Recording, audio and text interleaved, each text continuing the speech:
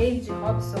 Como a gente pode ter inteligência na nossa vida financeira? Precisamos de inteligência na nossa vida financeira? Sim! E como é que a gente pode usar isso, esse livro aqui nas nossas finanças? Bom, hoje a gente vai falar como as suas emoções elas podem interferir nas suas questões financeiras, como a sua inteligência pode interferir nas suas questões financeiras, e eu vou trazer 3 soluções, 3 dicas básicas para te ajudar nessa empreitada. Bora?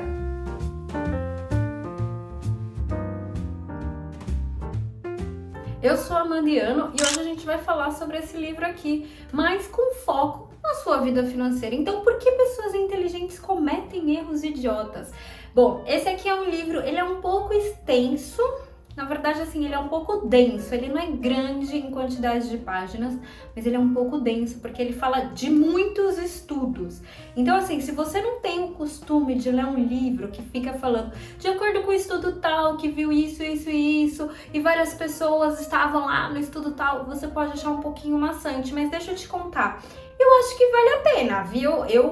Eu super recomendo, mesmo ele falando muito sobre esses estudos e tal. Um livro muito parecido com esse é o Mindset, da Carol Dweck, eu acho que é assim que fala o sobrenome dela. Ele também, ele vai, né, nesse mesmo caminho de falar muito sobre pesquisa e tal. Então talvez você já tenha lido o Mindset, só pra você ter ideia mais ou menos como é que esse livro caminha. Então assim, eu super sugiro pra você, leia, mas vai lendo de pouco em pouco, sabe? Não queira sentar e numa sentada ler o livro, não.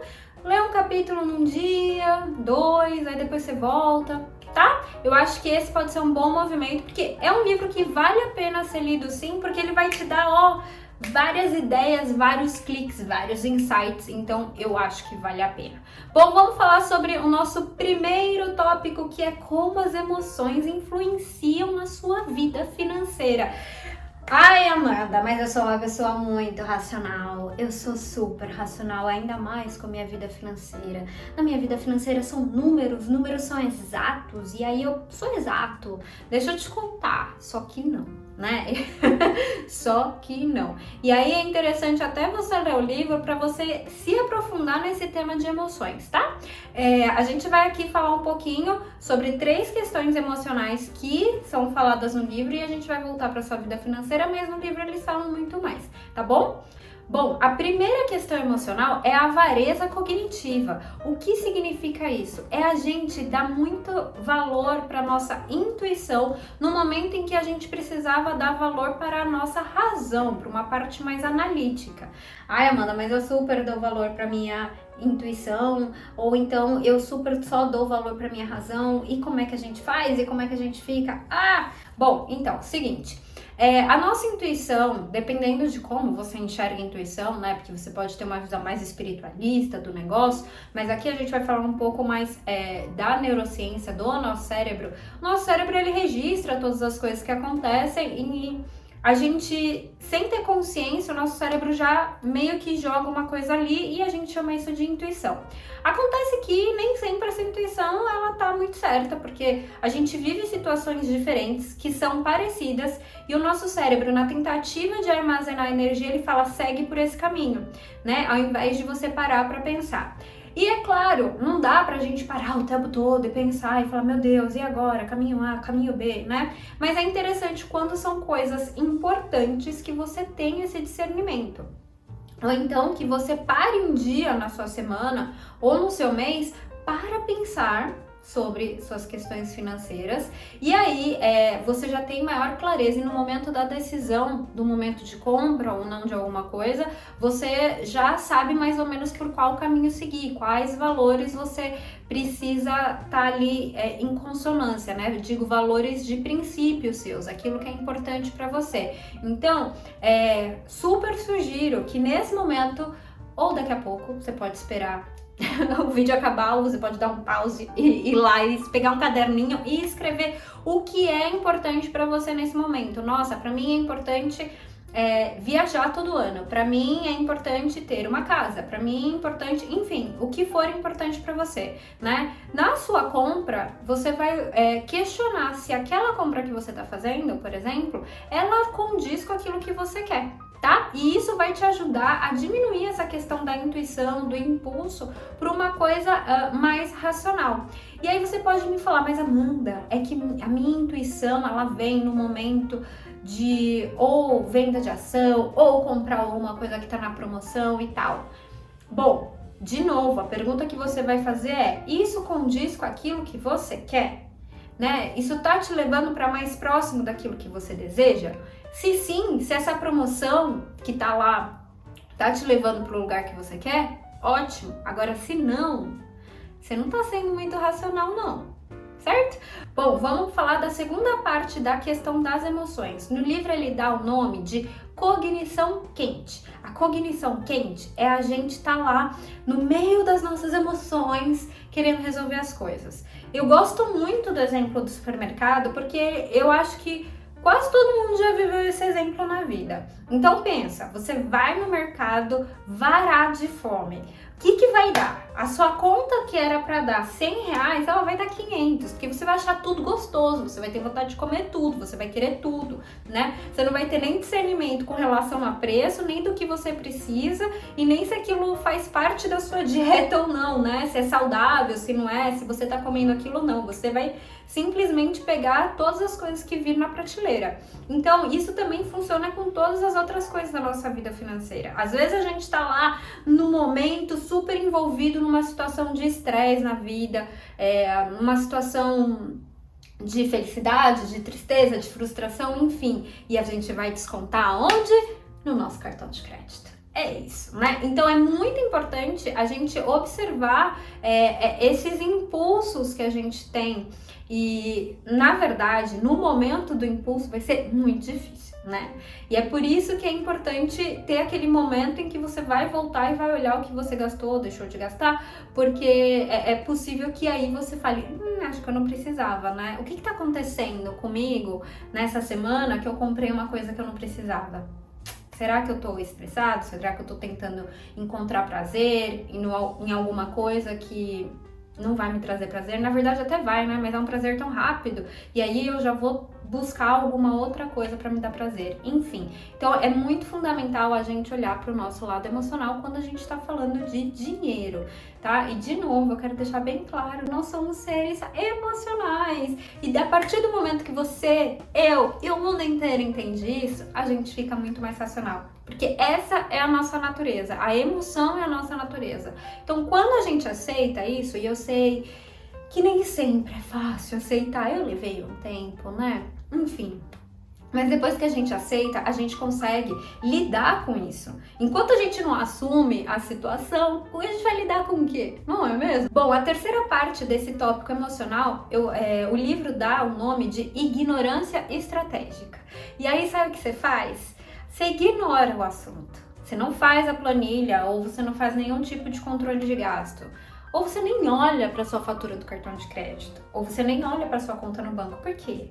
Porque aquilo vai te dar desespero. Porque a partir do momento que você sabe, você não pode mais de saber. Isso é uma coisa incrível do nosso cérebro, né? Então o que você faz? Você evita.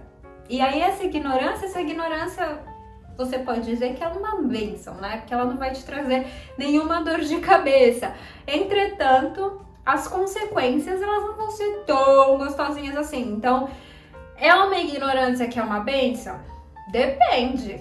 Se você quer lidar com as consequências depois, ela é ótima, porque naquele momento você não vai ter que lidar com nada. Mas depois, uma coisa que era deste tamanho vai ficar deste tamanhão, tá? Então, observe essa questão também do que você não quer olhar da sua vida financeira, seja a sua fatura, seja a sua conta do banco, sejam suas dívidas, enfim, sejam os seus investimentos. É muito importante observar o que você está evitando, porque isso também diz muito a seu respeito e a respeito ao seu comportamento com relação ao dinheiro.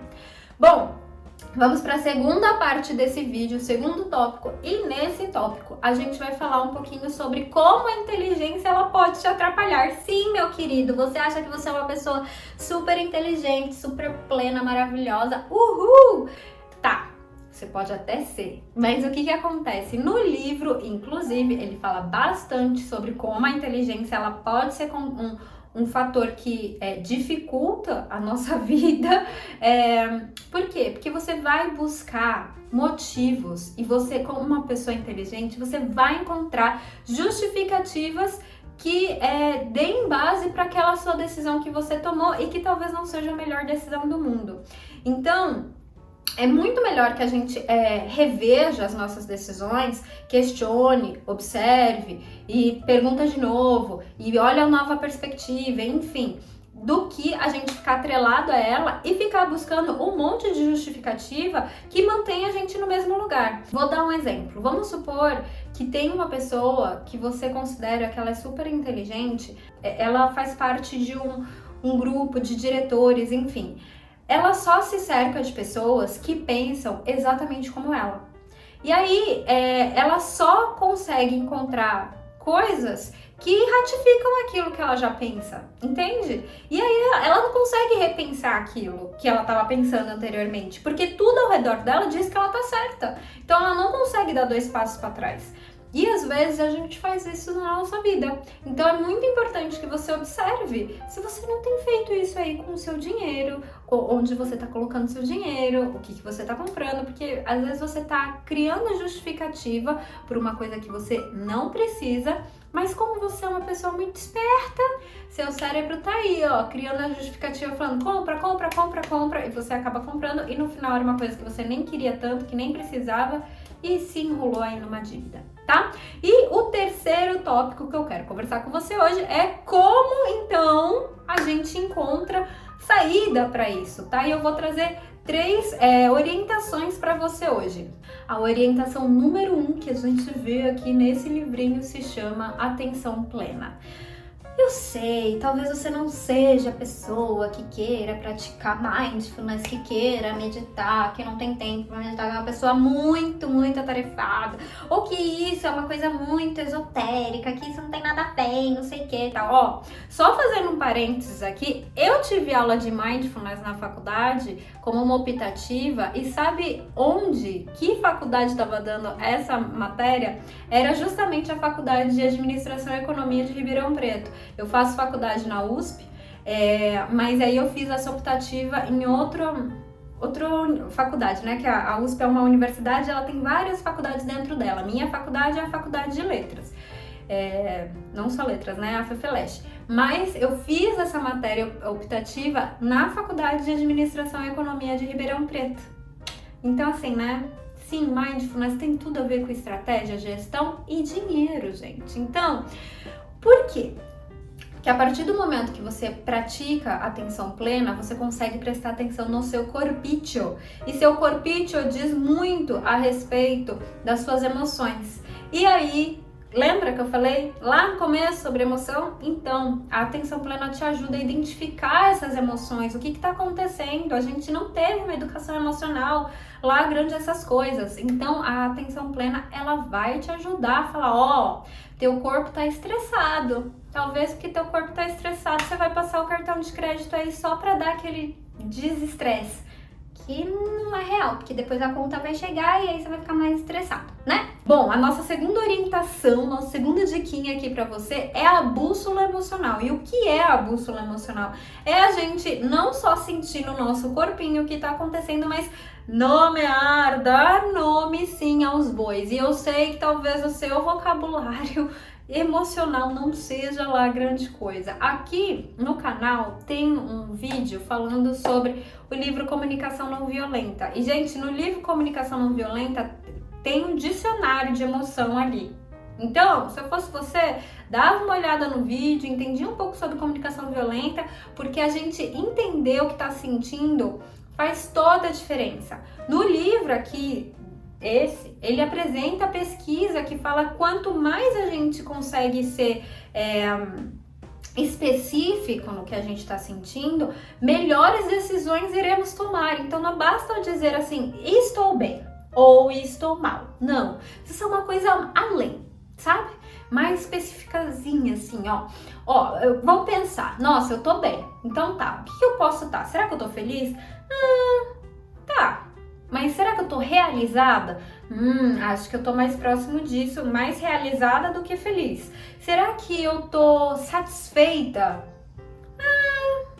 não, acho que mais realizada do que satisfeita, sabe? Aí a gente vai pensando sobre essas diferenças, porque quanto mais a gente consegue ser específico, melhor a gente vai lidar com a nossa vida e com o nosso dinheiro, enfim. Então, se eu fosse você, eu ia lá dar uma olhada no dicionário. Se você digitar aí no Google dicionário de emoções, você vai encontrar algumas emoções listadas e isso pode te ajudar bastante, tá? E a nossa terceira diquinha, a orientação é fundamental, sensacional e assim, a curiosidade.